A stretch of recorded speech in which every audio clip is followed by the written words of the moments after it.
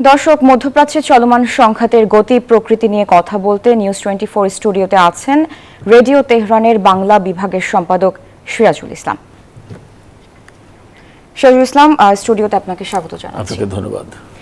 মধ্যপ্রাচ্যের এই যে সংকট, এই বিষয়ে আপনার সাথে একটু কথা বলতে চাই। শুরুতেই যে বিষয়টি জানতে চাই, মধ্যপ্রাচ্যের সংঘাত নতুন একটা মোড় নিয়েছে আমরা দেখতে পাচ্ছি। তো ইরান এই সংঘাতে আরো বেশি যুক্ত হয়ে পড়েছে। তো এটা কি আসলে মধ্যপ্রাচ্যের সর্বাত্মক যুদ্ধের আশঙ্কাকে আরো তীব্র করেছে কিনা? আপনার কি মত? আপনাকে ধন্যবাদ নিউজ 24 এর দর্শক শ্রোতাদের। আমি মনে করি যে গত রাতে ইসলামী প্রজাতন্ত্র ইরান ইসরায়েলের উপর যে হামলা চালিয়েছে, ক্ষেপণাস্ত্র হামলা, সেই হামলার মধ্য দিয়ে আমি মনে করি যে একটা পর্যায়ের সমাপ্তি ঘটেছে।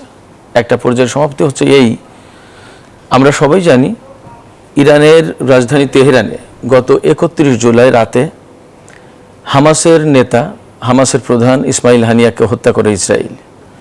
যদি ইসরায়েল স্বীকার করেনি, বাট তারা তার ক্রেডিট আকারে ইঙ্গিতে নিয়েছে এবং ইরান সরাসরি তার জন্য ইসরায়েলকে দায়ী করেছে। হামাসের নেতাকে হত্যা করার আর কারোর কোনো কারণ নেই ইসরায়েল ছাড়া। তো তেহরানে যখন হামাস নেতাকে হত্যা করা হয়েছে, তার মানে সরাসরি বিষয়টা হয়েছে এই যে ইরানের সার্বভৌমত্ব লঙ্ঘন করেছে যে হামলা করেছে সে। ইরান ইসরায়েলকে দায়ী করেছে, ইসরায়েল তো নাকচ করেনি।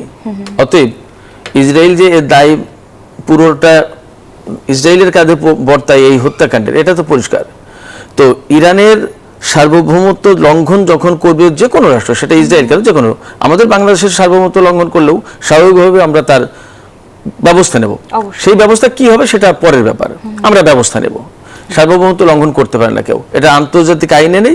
জাতিসংঘ সনদে প্রত্যেকটা দেশের সার্বভৌমত্বকে নিশ্চয়তা দেওয়া হয়েছে, এবং কেউ যদি কোনো দেশের সার্বভৌমত্ব লঙ্ঘন করে, সেটা আইনগতভাবে জাতিসংঘের সনদেই বলা আছে, সে ব্যবস্থা নেওয়ার অধিকার রাখে।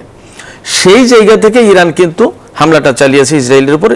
ইরান পরিষ্কার করে আগেই বলেছিল যে হামাস নেতাকে হত্যার দায়িত্ব ইসরায়েলকে নিতে হবে এবং এর জন্য কঠোর জবাব দেওয়া হবে। তারই একটা পর্যায়ে গত রাতে হামলা হয়েছে, এবং এর ভেতরে হিজবুল্লাহ নেতা হাসান নাসরুল্লাহকে হত্যা করেছে। এবং এই হত্যাকাণ্ডগুলোতে বেছে বেছে এই অঞ্চলের বিভিন্ন রাজনৈতিক নেতাকে হত্যা, এটা তো কোনো গ্রহণযোগ্য কথা হতে পারে না। এবং লেবাননে যখন হামলা হয়েছে, তখন ইরানের IRGCর ডেপুটি কমান্ডার নীল ফরুসানের তিনিও কিন্তু নিহত হয়েছেন। তো এই যে ঘটনাগুলো, এই ঘটনাগুলো প্রত্যেকটা ইরানের স্বার্থের সাথে যুক্ত। এই স্বার্থ রক্ষার জন্যই ইরান হামলা করেছে। এবং তার আগে আরেকটা বিষয় খেয়াল করবেন, ইসরায়েলের প্রধানমন্ত্রী এবং ইসরায়েলের পক্ষ থেকে পরিষ্কার করে বলা হয়েছে যে ইরানি জনগণকে বার্তা দিয়েছেন নেতানিয়াহু যে আমরা খুব শিগগিরই আসছি, আমরা আপনাদেরকে মুক্ত করব। ইরানি জনগণকে উদ্দেশ্য করে বলেছে যে আমরা আপনাদেরকে মুক্ত করব। আপনারা যে রেজিমের অধীন আছেন, সেখানে নিপীড়িত আছেন, নিপীড়নের শিকার, কষ্টে আছেন, এই কষ্ট থেকে, এই নির্যাতন নিপীড়ন থেকে, এই বন্দি দশা থেকে মুক্ত করব, এবং আপনারা স্বাধীন জীবন পাবেন, ইরান ইসরায়েল একসাথে থাকবে। এই কথাগুলোর মানে সরাসরি ইরানের উপর হামলা চালাবে, এটা পরিষ্কার। তো যখন এইরকম হুমকি দিচ্ছে ইসরায়েলের প্রধানমন্ত্রী নেতানিয়াহু, তখন আলটিমেটলি ইরানের উপর দায় বর্তায় তার স্বাধীনতা, সার্বভৌমত্ব এবং তার জনগণ, তার দেশকে রক্ষার জন্য জবাব দেয়া। সেই জবাবটাই দিয়েছে, এবং জবাব দেওয়ার পরে, অর্থাৎ এই হামলার পরে পরিষ্কার করে ইরান বলেছে যে আমরা আমাদের হামলা শেষ করেছি, যে জবাব দেওয়ার কথা ছিল সেটা দিয়েছি, এখন এটা আমাদের শেষ। যদি ইসরায়েল নতুন করে হামলা চালায়, তাহলে তার পরবর্তী অবস্থা নেব, এবং সেটা হবে আরো কঠিন। এই জায়গা থেকে এখন মধ্যপ্রাচ্যে পুরো দস্তুর যুদ্ধ লেগে যাবে কি যাবে না, সেটা নির্ভর করে মূলত আমেরিকা এবং ইসরায়েলের আচরণের উপর। ইরান পরিষ্কার করে বলে দিয়েছে যে যদি ইসরায়েল কোনোভাবে ইরানের উপর পাল্টা হামলা চালানোর চেষ্টা করে, এবং আমেরিকাও যদি এই কাজে যুক্ত থাকে, তাহলে কিন্তু সবাইকেই লক্ষ্যবস্তু করা হবে। তো তার মানে ইসরায়েল এবং আমেরিকা যদি হামলা না চালায় তাহলে আর যুদ্ধ হবে না, আর যদি হামলা চালায় তাহলে বিষয়টা অনেক মারাত্মক আকার ধারণ করতে পারে। একদম পরিষ্কার। আরেকটি বিষয় যেটা জানতে চাই, যে মধ্যপ্রাচ্যের এই সংকট আসলে আমাদের বিশ্ব রাজনীতিতে কতটা প্রভাব ফেলবে বলে আপনার মনে হচ্ছে? এটা অনেক বড় প্রভাব ফেলতে পারে। একটু আগেই যে কথা বললাম যে ইসরায়েল এবং আমেরিকা কি ধরনের বিহেভ করছে তার উপরে ডিপেন্ড করছে অনেক কিছু। ইরান পরিষ্কার করে বলেছে যে আমাদের হামলা আপাতত শেষ।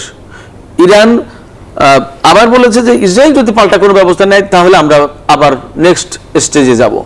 তো নেক্সট স্টেপ হবে সেটা পরিষ্কার যে তারা খুব মানে মোর হার্শ জবাব দেবে। তো এখন যদি যুদ্ধ লাগে তাহলে দাঁড়াবে মধ্যপ্রাচ্যে একটা বড় রকমের যুদ্ধ শুরু হবে, এবং মধ্যপ্রাচ্যের যুদ্ধ বড় রকমের শুরু হবে। সেখানে ইসরায়েল, আমেরিকা এবং ইরানের ইসরায়েলের আরো মিত্র যারা পশ্চিমা মিত্র বা আমেরিকার যারা মিত্র, তারা সবাই একজোটবদ্ধ হয়ে ইরানের বিরুদ্ধে যুদ্ধ করতে পারে, নাম্বার ওয়ান। নাম্বার টু, এইদিকে ইরান তার যে সমস্ত প্রক্সি তৈরি করেছে বা তার মিত্র যে সমস্ত দেশ, তারা সবাই কিন্তু ইরানের পক্ষে যুক্ত হবে। সেই সমস্ত দেশের ভেতরে রয়েছে রাষ্ট্রীয়ভাবে সিরিয়া যুক্ত হবে, তারপরে ইয়েমেন যুক্ত হবে রাষ্ট্রীয়ভাবে, আবার প্রক্সি ফোর্স হিসেবে ইয়েমেনের যে হুতি যোদ্ধারা রয়েছে তারা যুক্ত হবে প্রক্সি ফোর্স হিসেবে, লেবাননের হিজবুল্লাহ যুক্ত হবে, হামাস, ইসলামী জিহাদ আন্দোলন বা ফিলিস্তিনের আরও যে সমস্ত এরকম প্রতিরোধকামী সংগঠন রয়েছে তারা যুক্ত হবে। এর পাশে ইরাকে কিন্তু বিরাট বড় সংখ্যক বেশ কয়েকটা সংগঠন রয়েছে যারা রেজিস্ট্যান্স ফোর্স হিসেবে কাজ করছে, এবং তারা মাঝে মধ্যেই ইসরায়েল এবং আমেরিকার স্বার্থে হামলা চালাচ্ছে, আঘাত করছে। তো এই যে বিরাট বড় রকম একটা প্রক্সি ফোর্স রয়েছে, রেজিস্ট্যান্স ফোর্স রয়েছে, যেটাকে রেজিস্ট্যান্স ফ্রন্ট বলা হচ্ছে ইরানের নেতৃত্বাধীন, তারা যুক্ত হবে। তার মানে তখন ইরান ভার্সাস ইসরায়েল বা Iran plus proxy force, on the other hand Israel plus America plus NATO জোট, এরকম যুদ্ধও শুরু হতে পারে। তার মানে এইরকম যদি যুদ্ধ হয় তাহলে তার ভূ রাজনৈতিক পরিস্থিতি খুবই মারাত্মক অবস্থা তৈরি হবে। বিশ্ব রাজনীতি না, শুধু বিশ্ব রাজনীতি অর্থনীতির উপরে মারাত্মক প্রভাব ফেলবে। অনেক অনেক ধন্যবাদ সিরাজুল ইসলাম আমাদের আজ সময় দেওয়ার জন্য। আপনাকেও ধন্যবাদ।